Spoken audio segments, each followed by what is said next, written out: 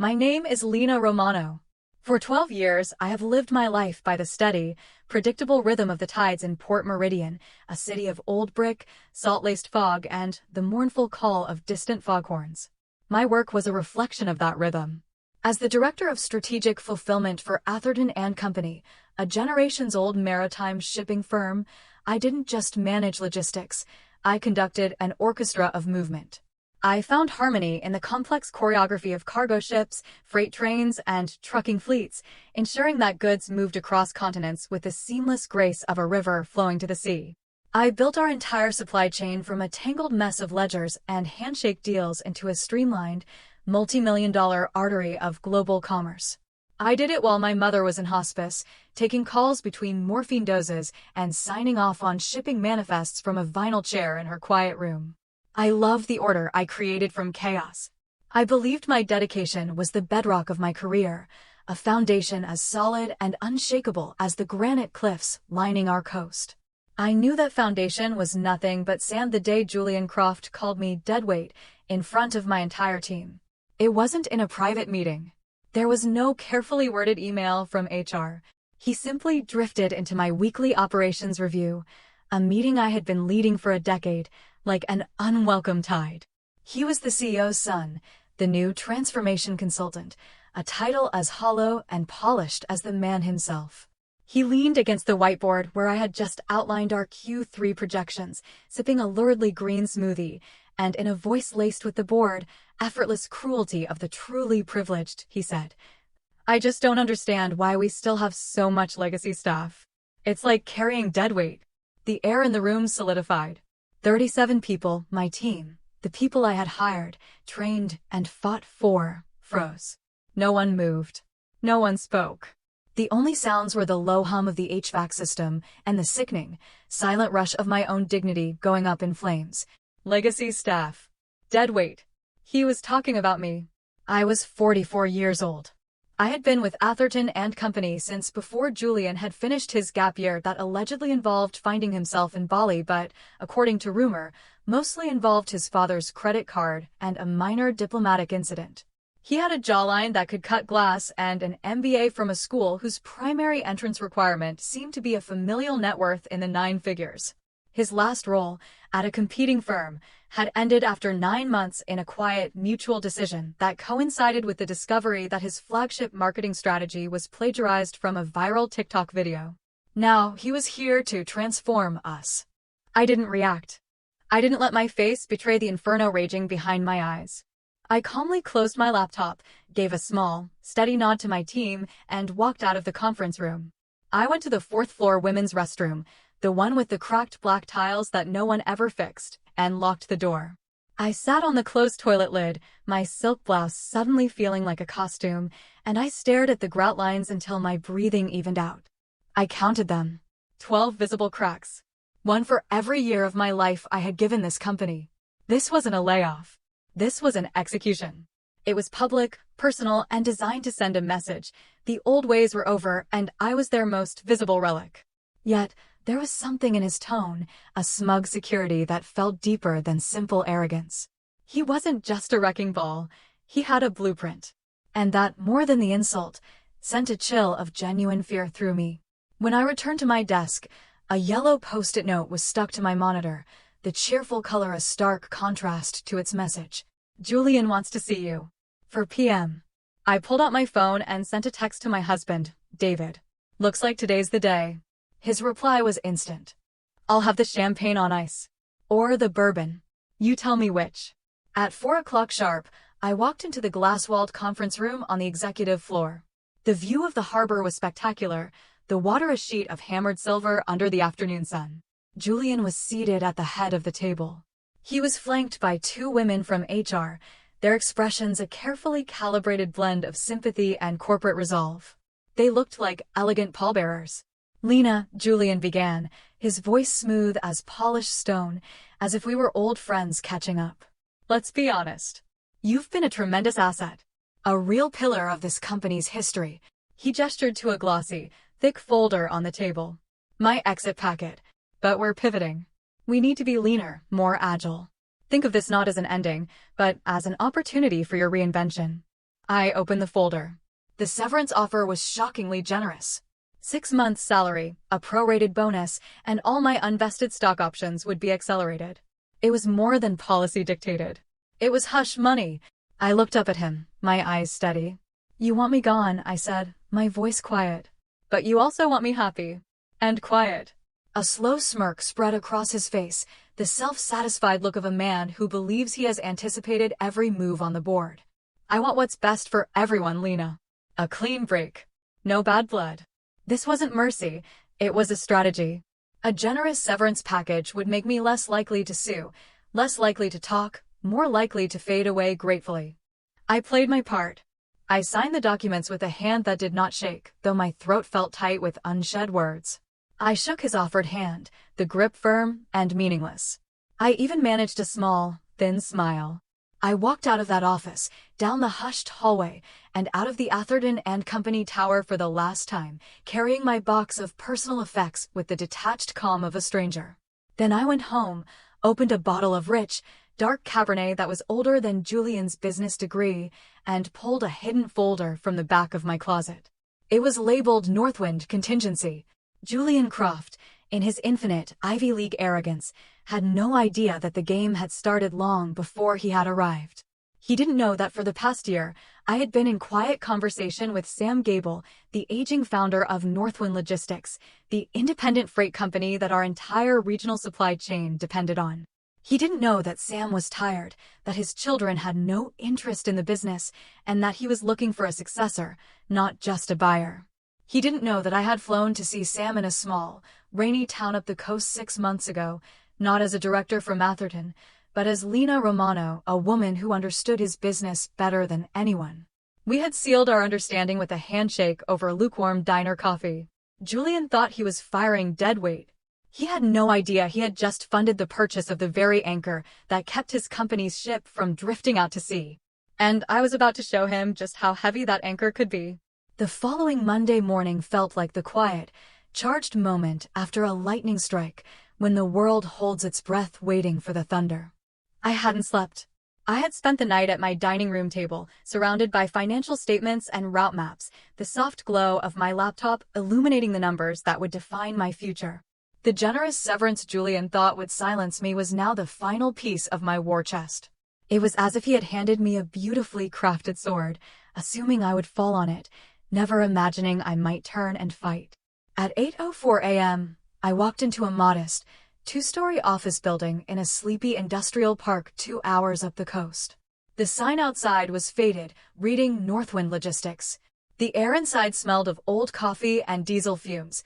Sam Gable, Northwind's founder and, until today, sole owner, met me in the cramped break room. He was a man in his late 60s with kind, weary eyes and hands calloused from a lifetime of hard work. He wore a flannel shirt and worn-in work boots that told the story of a man who had built his company from the ground up, one truck at a time. "You sure you want this headache, Lena?" he asked, handing me a styrofoam cup of coffee that was strong enough to dissolve steel. "Once you sign these papers, you inherit every single problem I've managed to accumulate since 1997. I took a sip of the coffee and smiled. "Sam, I've spent the last 12 years navigating the internal politics and inefficiencies of Atherton and Company. This will feel like a vacation." He let out a short, barking laugh and tossed a thick folder onto the Formica table. 51%, he said. "It's all yours, pending the wire transfer." I sat down at the small table and opened my laptop. I initiated 3 transfers. The first was my severance pay. The second was the liquidation of a small portfolio of tech stocks I had invested in years ago. The third, and most significant, was from an account I had sworn I would never touch. It was the inheritance my mother had left me, a fund I had guarded fiercely, intending to use it for a future I had imagined would be peaceful and secure. But this was for a different kind of security. This was for my own. This was for something meaningful. This was for her. By 11:45 a.m., the transfers were confirmed. I had controlling interest in Northwind Logistics. By 1:30 p.m., the paperwork was filed. I was the new chair of the board. And by 2:10 p.m., I was drafting a letter. It wasn't a declaration of war. It was a simple, professional notice that would land on the desks at Atherton and Company like a quiet, seismic tremor. It announced, effective immediately, a modest but significant 18% rate increase across all freight services due to rising operational costs and a strategic realignment to better serve our core partners. It also noted a temporary suspension of all preferred scheduling privileges pending a review of our client portfolio. Julian wouldn't see it coming. He likely didn't even know Northwind by name. That was a detail for the procurement department, for the legacy staff he so disdained. He would feel the disruption, the delayed shipments, the soaring costs, the angry calls from clients, long before he identified the source of the storm. But before I could savor the quiet satisfaction of this first move, something unexpected happened. At 3:26 p.m., my phone buzzed. It was an unknown number with a Port Meridian area code. I ignored it. A moment later, it buzzed again. A text message. We should talk. Your move on Northwind did not go unnoticed. E. I stared at the screen. Just the initial, E. My mind raced. It wasn't Sam. It wasn't anyone on the Northwind staff. My heart clenched with a sudden, cold realization. There was only one person of significance in my professional life whose name began with E. Eleanor Croft. Julian's mother. The CEO's ex-wife. The brilliant, formidable woman who had been the true architect of the Atherton brand before she was unceremoniously bought out and erased from the company's history after a bitter divorce 6 years ago. I hadn't spoken to her since. She had vanished from the corporate world, a ghost in the machine she had helped build. The last thing she ever said to me, whispered in the dim light of a hotel lounge at a conference years ago, was, "You know you're smarter than all of them, don't you, Lena? Your only weakness is that you hide it too well." The fact that she was reaching out now, that she knew what I had done almost before I had done it, meant one of two things. Either I had made a terrible miscalculation, or I had just stepped onto a battlefield that had been waiting for a new general for a very, very long time. I didn't reply to her text. Not immediately. The quiet satisfaction I'd felt just hours before had been replaced by a prickle of unease. I needed to walk, to feel the solid ground beneath my feet. I left the small Northwind office and headed for the waterfront, a rocky stretch of coastline where the waves crashed against black, barnacle-encrusted rocks. The air was sharp with the scent of salt and low tide. How did she know? The deal with Sam was confidential. The corporate filings wouldn't be public for days. It meant Eleanor Croft still had eyes and ears inside the world she had been exiled from. Or perhaps she had never truly left. In her day, Eleanor was the soul of Atherton and Company. While her husband, Charles Croft, managed the finances and courted investors, Eleanor built the brand's reputation for unshakable reliability. She was a master strategist, known for her quiet intensity and her unnerving ability to see 3 moves ahead of everyone else. Employees had a nickname for her, the Weaver, because she could pull on a single, invisible thread and unravel an entire department without ever raising her voice. And then, she was gone.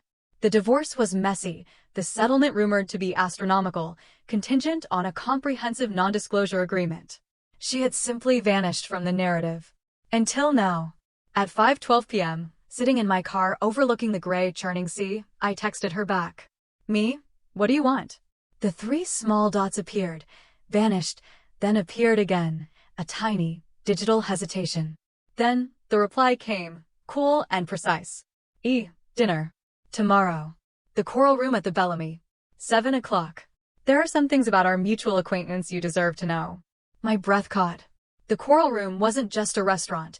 It was a sanctuary of power, a place where fortunes were made and alliances were forged over lobster bisque and ruinously expensive Burgundy.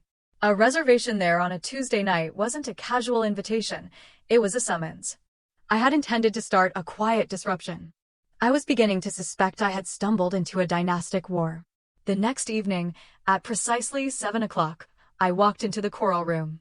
The restaurant was a hushed world of dark wood, crisp white linen, and the low murmur of discreet conversations. Eleanor was already seated in a secluded corner booth, a single glass of deep red wine in front of her. She looked as if time had simply decided to pass her by, her elegance as sharp and refined as ever. She wore a simple, perfectly tailored navy dress, a string of pearls at her throat. I slid into the booth across from her. She offered a small, enigmatic smile but didn't speak. Instead, she slid a slim, cream-colored envelope across the polished table. Inside were 3 documents. The first was a series of emails between Julian and Northwind's chief financial officer, a man named Harrison Drake, discussing a potential strategic partnership that was, in reality, a thinly veiled acquisition attempt.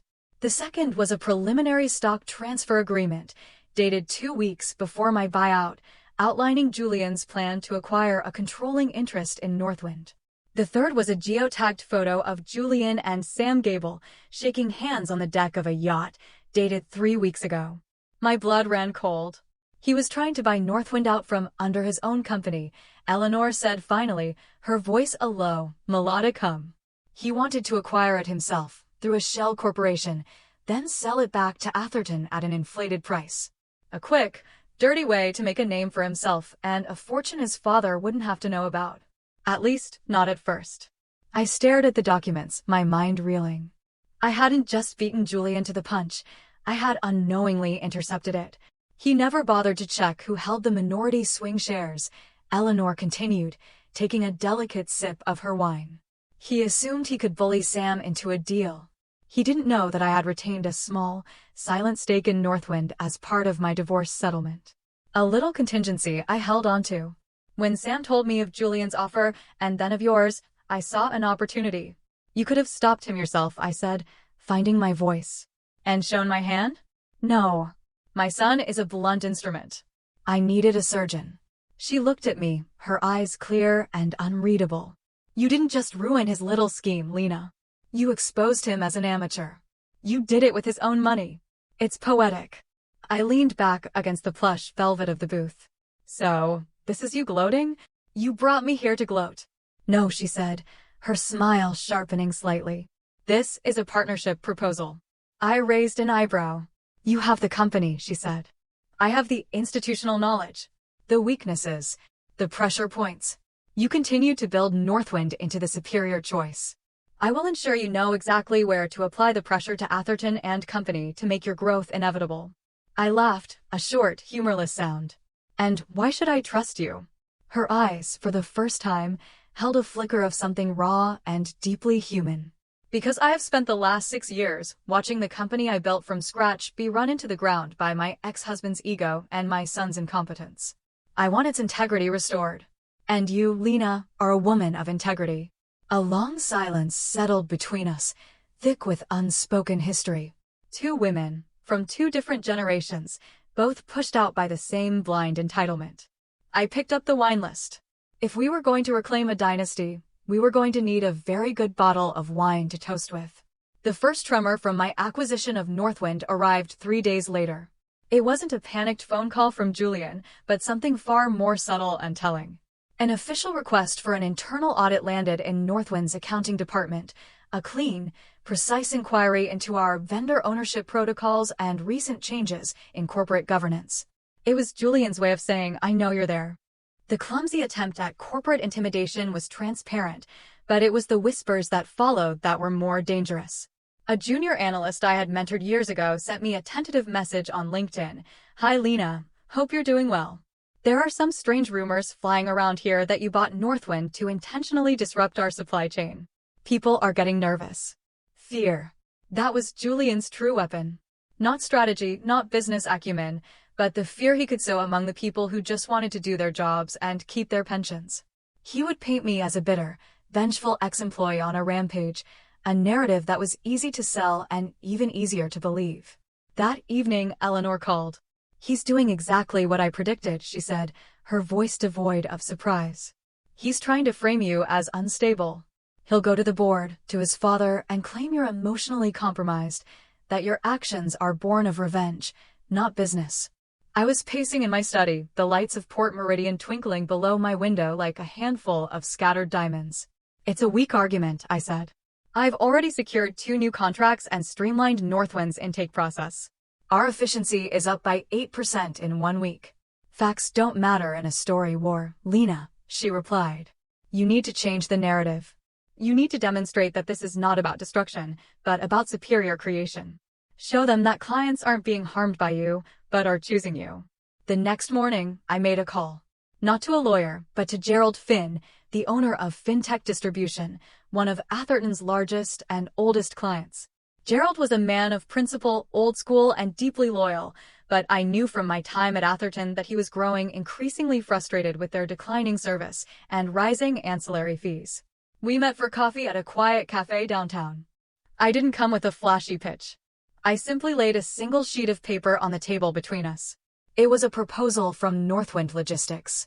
It offered him a 2-year, fixed-rate contract that was 10% lower than what he was currently paying Atherton, with guaranteed on-time delivery metrics and a dedicated logistics coordinator, me.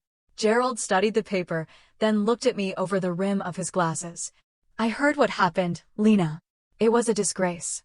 I'm not looking for sympathy, Gerald, I said softly. I'm offering you a partnership. A return to the kind of reliable, transparent service you used to have. He tapped the paper. This is more than a good deal. This is a statement. Yes, I said. It is. He signed with Northwind that afternoon. The loss of the FinTech account sent a shockwave through Atherton and Company. An internal email from Julian, which was promptly leaked to me by one of Eleanor's contacts, was a symphony of panic jargon. Urgent. Reevaluate all Q4 projections pending FinTech contract termination. We need a proactive mitigation strategy ASAP. Julian, I learned, hadn't been seen at the office for 2 days. He was working remotely, which, as Eleanor dryly noted, was Croft speak for hiding and blaming his subordinates.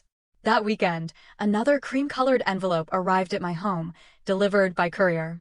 Inside was not a document, but a single, high-quality photograph.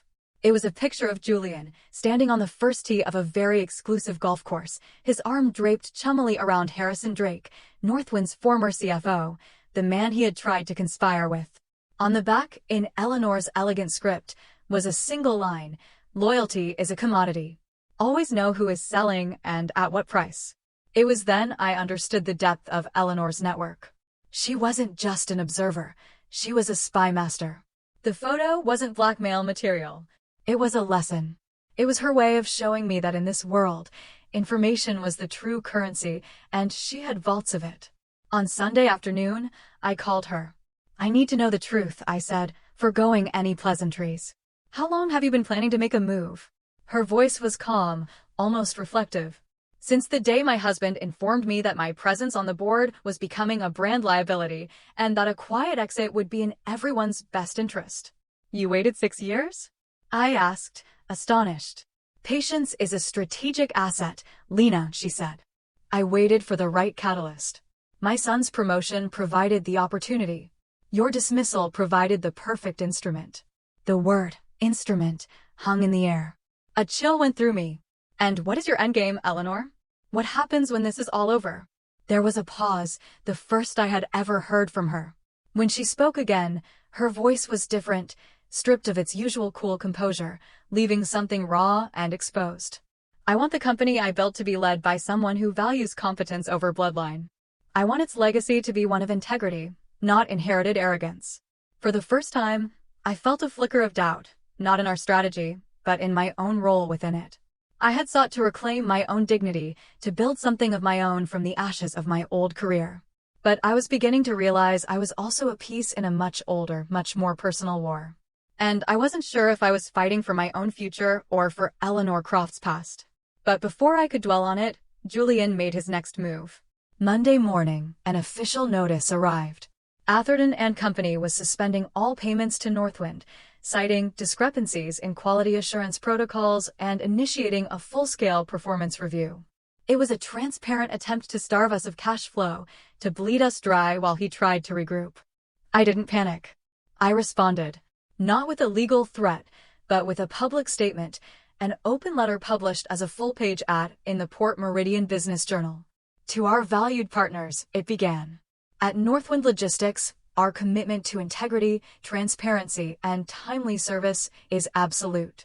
We understand that our partners at Atherton and Company are currently undergoing a period of significant internal transition.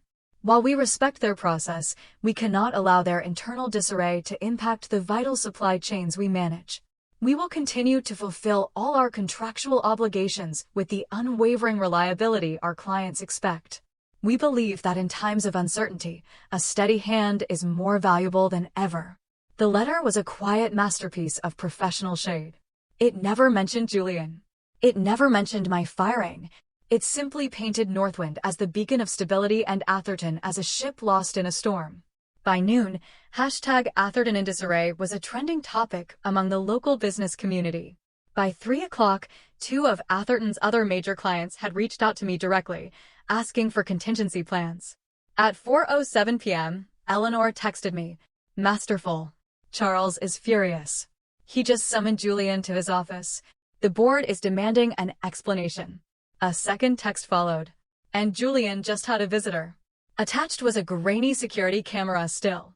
It showed Julian in his office, his face pale and strained, standing across from a man in a severe, dark suit. A lawyer. The kind of lawyer who doesn't negotiate, but dictates terms. He was going to sue me. The thought should have terrified me. Instead, I felt a strange sense of calm. He thought this was a legal battle. He had no idea it was a battle for the truth. And the truth was a weapon I was finally ready to wield. The lawsuit arrived in my inbox at 8:01 a.m., as punctual and unwelcome as a winter storm. Atherton and Company versus Lena Romano and Northwind Logistics. The allegations were a work of fiction: corporate espionage, tortious interference, breach of fiduciary duty, and my personal favorite, a pattern of retaliatory actions stemming from emotional distress. Julian was trying to paint me as a woman scorned, a hysterical ex-employee, rather than a competitor who had outmaneuvered him. The legal strategy was clear. He wasn't trying to win on merit. He was trying to bury me in legal fees and obtain a temporary injunction that would cripple Northwind's ability to operate while he patched the holes in his sinking ship. But he made a fatal error. He assumed I was alone. At noon, my lawyer, a woman named Grace whose serene demeanor masked a mind as sharp as a shard of glass, and I walked into the Atherton Tower for an emergency board meeting. Julian had intended it to be his stage, a chance to perform his role as the wronged executive. He didn't know I had brought my own script. Grace began not with arguments, but with facts. She distributed a slim, unassuming folder to each of the 12 board members. Inside was a meticulously documented timeline. It started with Julian's back-channel communications with Northwind's former CFO. It detailed his plan to acquire Northwind through an offshore shell company registered to his college roommate.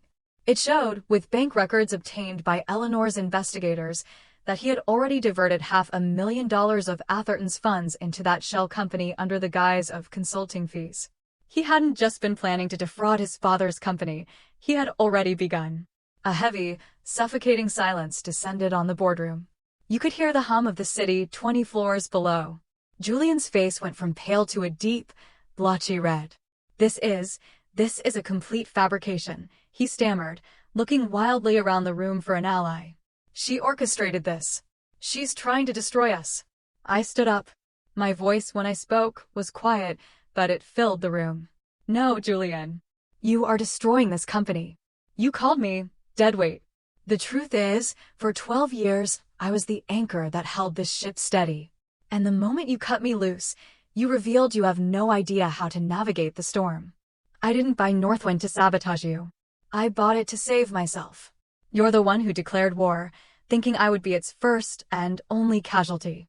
The board members looked from the damning evidence in their hands to Julian's crumbling composure, and then to me. And then, the moment of reckoning arrived. Charles Croft, Julian's father, a man I had respected for over a decade, slowly took off his glasses and polished them with a silk handkerchief. He looked old and tired. "Julian," he said, his voice heavy with a weary finality, "please wait outside." "But Dad..." Now, as the door clicked shut behind his son, Charles Croft turned his gaze to me.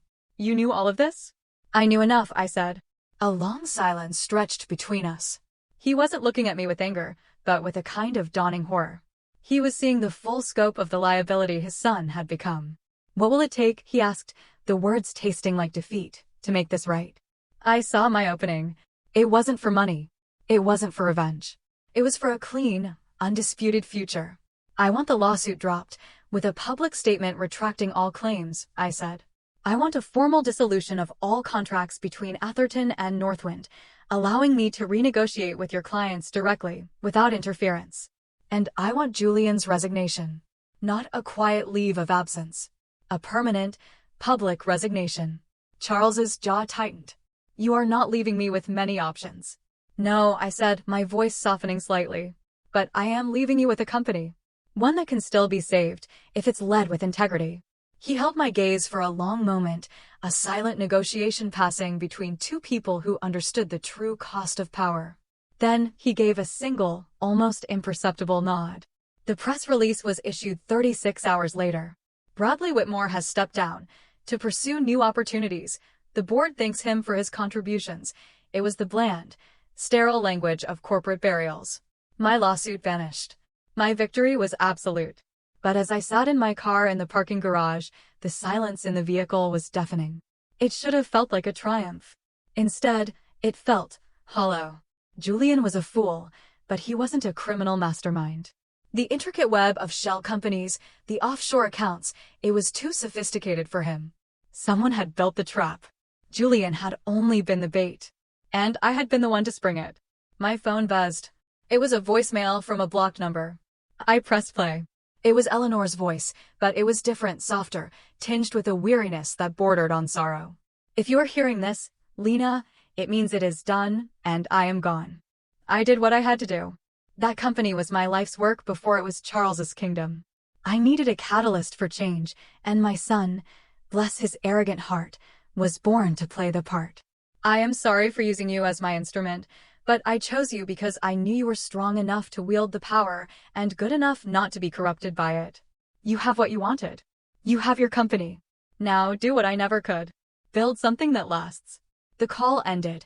I tried the number back. It was disconnected. In the days that followed, I learned she had vanished.